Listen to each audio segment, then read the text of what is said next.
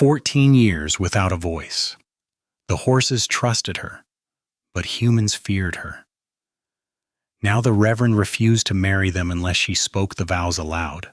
Her lover held her hands, tears streaming down his face. She opened her mouth. Nothing came. The wedding was about to collapse. The train lurched to a stop at Cheyenne Station in the spring of 1887, spitting steam and ash into the crisp morning air. Eliza stepped onto the wooden platform, clutching a battered trunk that held everything she owned.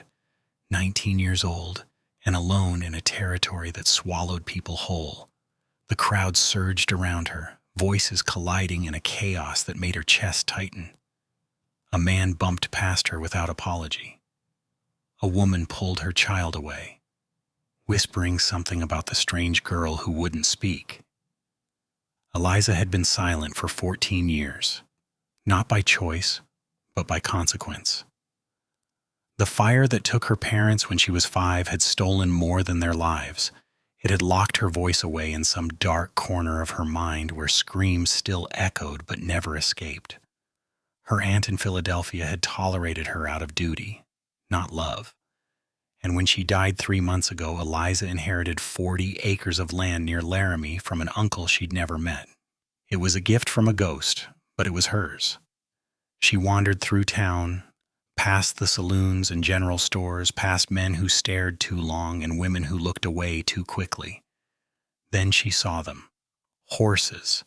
Dozens of them at the livery stable at the edge of town. Something inside her shifted, like a door opening after years of being sealed shut. She walked toward them as if pulled by invisible threads. A massive black stallion stood in the nearest pen, pawing the ground and snorting at anyone who came close. The stable hands kept their distance, but Eliza approached the fence slowly, her movements careful and deliberate. She didn't make sounds, but she didn't need to. The stallion's ears swiveled toward her. His wild eyes softened. Within minutes, he was eating hay from her palm. An old man with silver hair and weathered hands watched from the stable door. Dutch Henderson had run this livery for 30 years and had never seen anything like it. He walked over, studying the girl who calmed his most dangerous horse without uttering a single word. He offered her a job right there, mucking stalls for meals and a place to sleep in the hayloft. Eliza nodded once, and just like that, her new life began among the only creatures who had ever truly understood her. That night, lying in the loft above the horses, listening to their soft breathing and the shuffle of hooves on straw, Eliza felt something she hadn't felt since before the fire. She felt like she belonged. 3 weeks passed, and Eliza became a ghost story in Cheyenne. The mute girl who could tame demons, that's what they called her, after she calmed Marcus Bentley's breeding mare, a beast that had kicked 2 ranch hands into the infirmary. Eliza walked into that stall like she was entering church, and 20 minutes later the mare was eating oats from her hand like a house pet. Word traveled fast in small towns. A traveling circus rolled through with horses so spooked they nearly trampled the ringmaster. The circus owner found Eliza mucking stalls at dawn. By noon, every one of his horses stood calm and ready to perform. He tried to hire her on the spot, offering triple what Dutch paid. She wrote 2 words on a scrap of paper and handed it to him. "I stay." Dutch started charging premium rates for her services, $5 for a consultation, $10 for a full session. He split it fairly with her, and for the first time in her life, Eliza had money of her own, real money that could turn her inherited land from a dream into reality. She saved every coin in a tin box under her mattress and studied maps of the route to Medicine Bow by candlelight. But it wasn't just the horses that changed during those weeks. There was a man, tall and quiet, with a limp that spoke of old pain and eyes that carried storms. James Thornwood brought his horses to the livery every few days, always in the early morning before the town fully woke. He worked at the Bellamy Ranch, managing their breeding program, and his horses never really needed the care he paid for. Eliza noticed him watching her, not like the others who stared at her silence with pity or suspicion.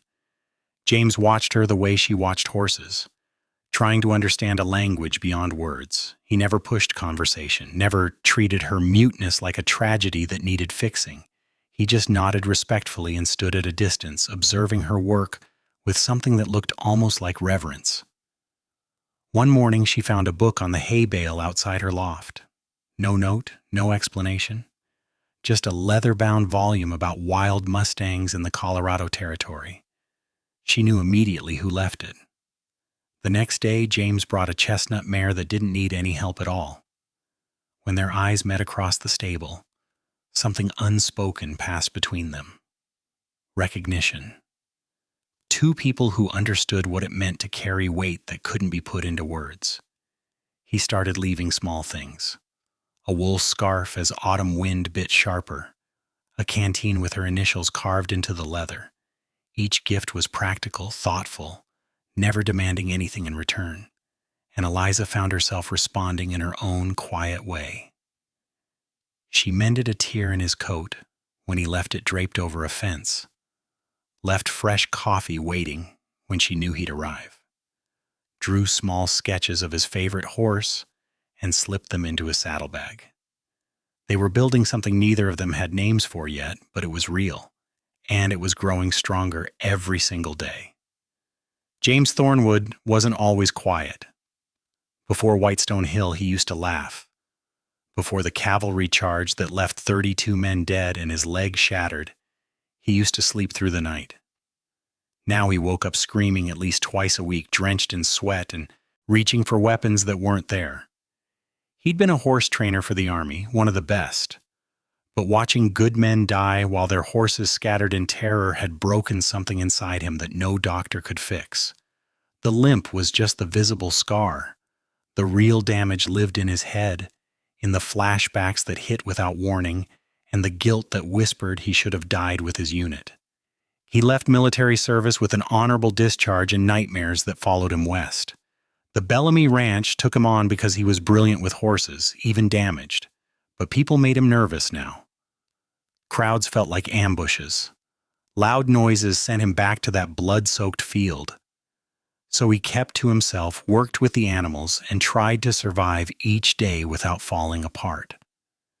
Then he met Eliza, and everything shifted. Her silence wasn't empty. It was full of understanding, like she knew exactly what it meant to live with trauma that couldn't be explained. Around her, the constant noise in his head quieted. The horses responded to her with a peace he'd been chasing for 3 years, and somehow being near her gave him that same peace. He started finding excuses to visit the livery, a horse with a supposedly sore hoof that wasn't actually sore, a mare that needed calming before a long ride when she was already perfectly calm. Dutch gave him knowing looks but never commented, and Eliza never questioned why he kept coming back. One afternoon, everything changed. A spooked gelding bolted in the stable, crashing against stall doors and creating chaos. Eliza moved to calm him, but the horse's momentum knocked her sideways into a wooden post. James moved faster than his injured leg should have allowed. He caught her before she hit the ground, his arms wrapping around her protectively. For a moment, they froze, her back against his chest, his heart hammering against her shoulder blade. Their breathing synchronized. She turned her head slightly and their eyes met at close range. No words, no explanations. Just two damaged souls recognizing each other in a way that went deeper than language. James helped her stand, his hands lingering a moment longer than necessary. That night he couldn't sleep, but for once it wasn't because of nightmares. It was because he couldn't stop thinking about the way Eliza had felt in his arms, solid and real and alive. Like maybe, just maybe, he wasn't as broken as he thought. And maybe she saw something in him worth saving, the same way she saw worth in every wounded horse that crossed her path. Spring came hard and fast, melting snow into muddy rivers and turning the prairie green overnight. Eliza counted the coins in her tin box one last time. $340, enough to make the journey to Medicine Bow and start building something of her own. She wrote a note to Dutch that simply said, "It's time." The old man protested. The trail was dangerous. Bandits preyed on travelers. Mountain lions hunted in the high country. But Eliza's mind was made up, and Dutch knew better than to argue with that particular look in her eyes. Then James volunteered to escort her, and the protest died in Dutch's throat. If anyone could keep her safe, it was the ex-cavalry officer who still moved like a soldier despite the limp. They left at dawn on a Tuesday, 2 horses packed with supplies and a 3-day journey ahead. The first day passed in comfortable silence. James pointed out landmarks and potential dangers without making her feel helpless. Eliza appreciated that he treated her like a capable partner, not something fragile that needed constant protection. That night around the campfire, James started talking, really talking, about the war that wasn't officially a war, about watching his best friend die in his arms, about the guilt that ate at him every single day because he survived when better men didn't. His voice cracked in places, but he kept going, pulling out pieces of his broken heart and laying them at her feet. Eliza listened with her entire being. Her eyes never left his face. When his hands shook, she covered them with her own. And then she did something she hadn't done in 14 years. She pulled out the leather journal he'd given her weeks ago and wrote, not just a few words, but pages, about the fire, about her parents' screams, about the years of silence that followed because her voice died with them in those flames. James read every word by firelight, and when he finished, there were tears on his cheeks.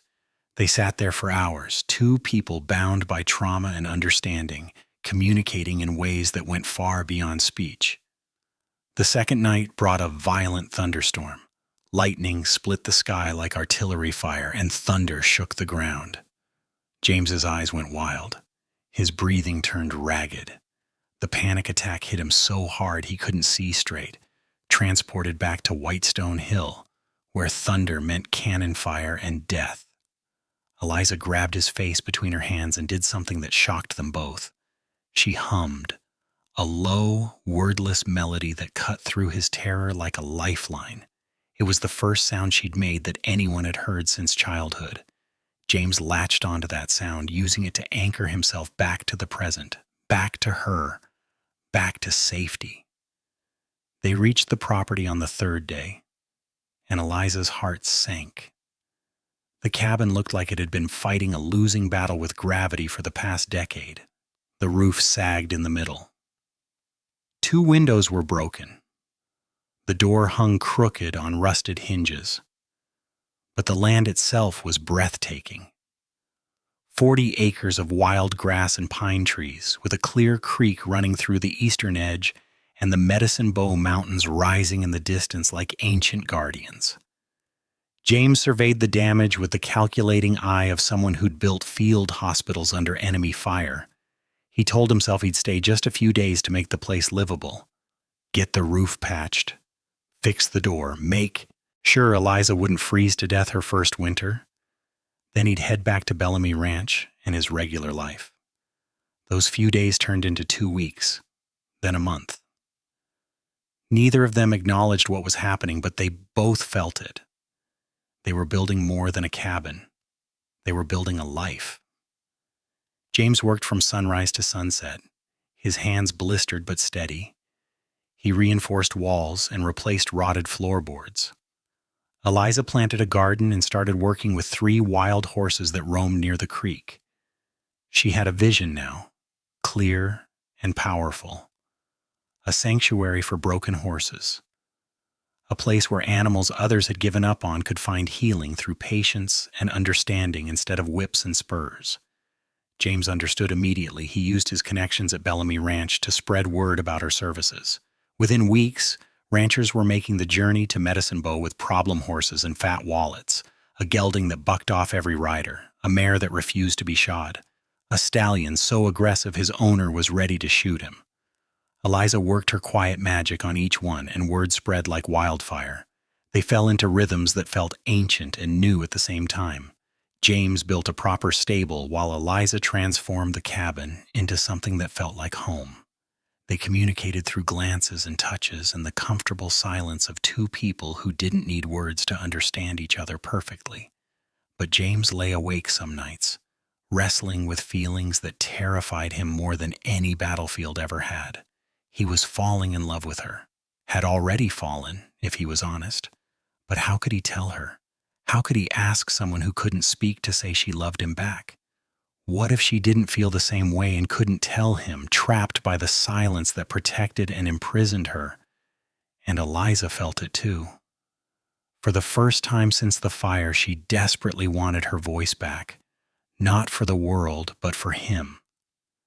To tell James Thornwood that he'd become her entire world without either of them planning it. Summer arrived with heat that shimmered off the prairie grass, and reality came with it. James had a contract with Bellamy Ranch that he couldn't break without consequences. He had to go back. The morning he left, Eliza stood at the fence watching him ride away until he disappeared into the horizon. The silence felt different now, hollow, like something essential had been carved out of her chest. But James came back every Sunday. A full day's journey each direction just to spend a few hours with her. He'd arrive exhausted and leave even more tired, but he never missed a week. During one visit, he brought something that changed everything. The Appaloosa stallion was magnificent and terrifying in equal measure. White coat spotted with dark patches, eyes wild with rage and fear. Bellamy's men had been trying to break him for months using methods that made James sick. Whips, starvation, isolation. The horse bore scars across his flanks and a hatred for humans that burned hotter than the summer sun. James led him into Eliza's newly built corral and stepped back. She approached slowly, and the stallion charged the fence, screaming his fury. She didn't flinch. She just stood there, patient as stone, until his rage exhausted itself. Then she did something that made James's throat tighten. She pressed her hand to her own chest, then extended it toward the horse, a gesture of understanding. I've been hurt too. Over the next month, she worked with that stallion every single day. She named him Phoenix, and the name fit. He was rising from the ashes of what cruelty had made him into something new, something whole. James watched her gentle persistence, the way she never pushed but never gave up either, and he realized she'd been doing the same thing with him since the day they met. One evening in late August, they stood together watching Phoenix take an apple from Eliza's outstretched hand.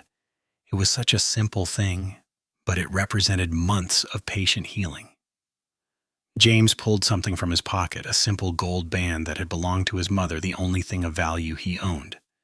He didn't say anything.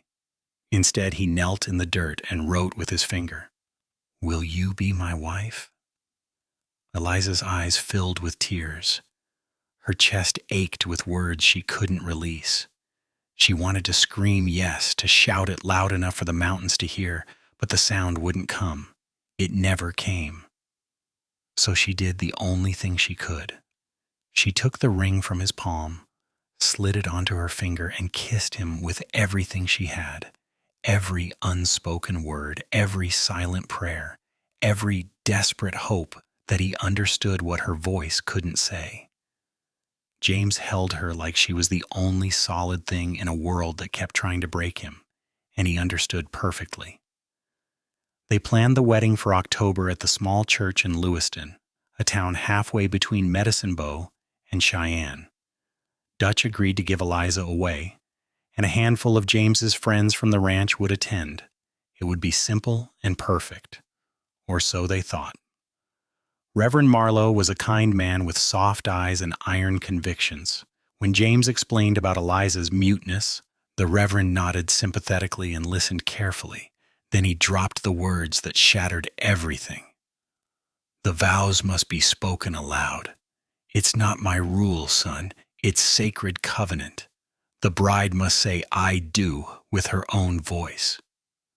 James felt his blood go cold. She can't speak. You know this. Surely God values what's in her heart more than sounds from her mouth. Marlowe's expression remained gentle but unyielding. Marriage is a verbal contract before God and witnesses. The words matter. They always have. James argued for an hour. He pleaded, he reasoned, he even got angry, which he rarely did. But the Reverend wouldn't budge. No spoken vows meant no wedding in his church. And the next nearest church was 3 days' ride away, with a pastor even stricter than Marlowe. Eliza watched the argument unfold with growing horror. She'd known her silence was a barrier, but she'd never imagined it could steal this from her. The one thing she wanted most in the world, blocked by 2 words she couldn't produce. When James finally gave up and they left the church, she felt the familiar shame crawling back. The shame that had followed her since childhood, whispering that she was broken and wrong and less than whole. That night, alone in her cabin, she stood before the cracked mirror and tried to speak. She opened her mouth, pushed air from her lungs, willed the words to form. Nothing came. Just silence. Always silence.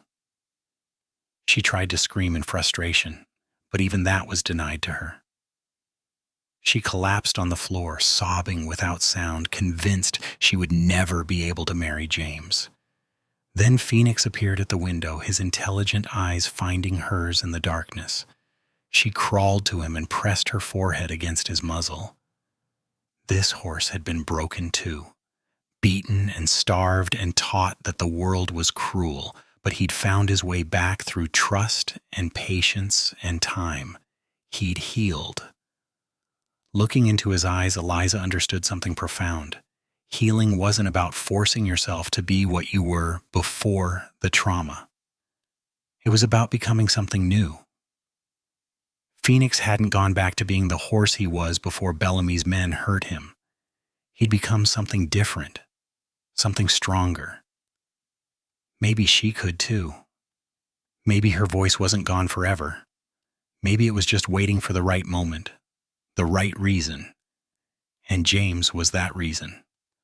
Eliza began waking before dawn, when the world was still dark and quiet. She'd walk to the stable and stand in front of the horses, opening her mouth and trying to push sound through the wall that had blocked her voice for 14 years. At first, nothing happened, just the familiar emptiness where words should live. But she kept trying because giving up meant losing James, and that wasn't an option. On the 3rd morning, she managed to whisper, barely audible, more breath than sound, but it was something. The horses heard it. Their ears swiveled toward her, and Phoenix nickered softly in response. She tried again, a hum, a broken syllable that caught in her throat. Each small victory felt monumental and terrifying at the same time. James noticed her exhaustion but didn't press when she gestured that she was fine. He had his own worries. The wedding was 1 week away, and Reverend Marlowe hadn't changed his position. James was considering alternatives, even if it meant traveling to another territory entirely, but Eliza shook her head firmly. She would speak those vows. She had to. Then disaster struck at Bellamy Ranch. A massive thunderstorm rolled in with winds that screamed like demons. Lightning struck near the main corral, and the entire herd stampeded in blind panic. Fences shattered, horses scattered across miles of open range. Several animals were injured, including James's favorite mare who'd taken a bad fall and wouldn't let anyone near her. A ranch hand rode hard to Medicine Bow, finding Eliza just after sunrise. James needed her. The horses needed her. She didn't hesitate. She saddled up and rode with him back to the ranch, arriving to find chaos. 50 horses in various states of panic and injury. Ranch hands running in every direction, and James in the center of it all, trying to coordinate the disaster while his own trauma threatened to pull him under. Eliza went to work immediately. For 16 hours straight, she moved from horse to horse, calming, soothing, stabilizing. And somewhere in the midst of that chaos, she started humming. That wordless melody from the thunderstorm. The horses responded instantly, their panic easing under the sound of her voice. The ranch hand stopped and stared, but she didn't care. The sound was coming easier now, like a door that had been rusted shut finally swinging open. By dawn, every horse was safe and settled. James found Eliza in the stable, leaning against Phoenix's stall, completely exhausted. He collapsed beside her, and she held him while he shook with relief and leftover adrenaline. She hummed again, and he relaxed into the sound. Something had shifted inside her during that long, terrible night. The wall around her voice had cracked. She wasn't ready yet, but she was close. So close. October 14th, 1887. The day that would either make or break everything Eliza had fought for. She woke before sunrise in Dutch's guest room, her stomach twisted in knots that had nothing to do with nerves and everything to do with terror. What if she couldn't speak the vows? What if 14 years of silence couldn't be undone by love alone? Dutch's wife helped her into the cream-colored dress they'd sewn together, simple but beautiful. Wildflowers from the prairie were woven into her hair. She looked at herself in the mirror and barely recognized the woman staring back. She looked like someone who deserved happiness, but the doubt whispered louder. You're broken. You'll always be broken. You'll fail him in front of everyone. She almost ran, actually had her hand on the doorknob, ready to bolt into the morning and disappear into the mountains where no one would find her. Then she heard horses outside. Phoenix and James's mare tied near the church. Phoenix whinnied, and the sound anchored her. That horse had been more broken than she was, and he'd found his way back. If he could do it, maybe she could too. The church was small, holding maybe 20 people. Ranch hands from Bellamy, Dutch and his wife, a few townspeople who'd heard about the mute girl's wedding and came out of curiosity. Eliza stood at the entrance on Dutch's arm, her legs shaking so badly she wasn't sure they'd carry her down the aisle. Then she saw James, standing at the altar in his best suit, the one he'd probably owned for years but rarely wore. His hair was combed back, his beard trimmed neat. But it was his eyes that stopped her breath. The way he looked at her like she was the only person in the entire world, like she was whole and perfect and exactly what he needed. That look steadied her. Dutch walked her down the aisle and she focused on putting one foot in front of the other. The ceremony proceeded with excruciating slowness. Readings she didn't hear, prayers that washed over her like water. Then Reverend Marlowe turned to James first. Do you, James Thornwood, take this woman to be your lawfully wedded wife? I do. His voice was strong and certain, no hesitation. Then Marlowe turned to her, and the entire church seemed to hold its breath. Eliza May Winters, do you take this man to be your lawfully wedded husband, to have and to hold from this day forward, for better or worse, for richer or poorer, in sickness and in health, to love and to cherish till death do you part? The silence stretched. Every eye was on her. James squeezed her hands gently, telling her without words that he loved her regardless, that they were already married in every way that mattered. Eliza opened her mouth. Nothing came.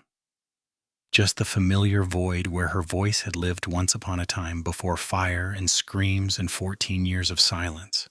The congregation began shifting uncomfortably. Someone coughed. Reverend Marlowe cleared his throat, clearly wondering how to proceed with a wedding that couldn't be completed. But then Eliza thought about Phoenix, about the way he'd been beaten and starved and taught that the world was nothing but pain, yet somehow found his way back to trust. She thought about James holding her through his nightmares, letting her see every broken piece of him without shame. She thought about the life they were going to build together in their sanctuary for wounded, beautiful things that the world had given up on. And she realized something profound.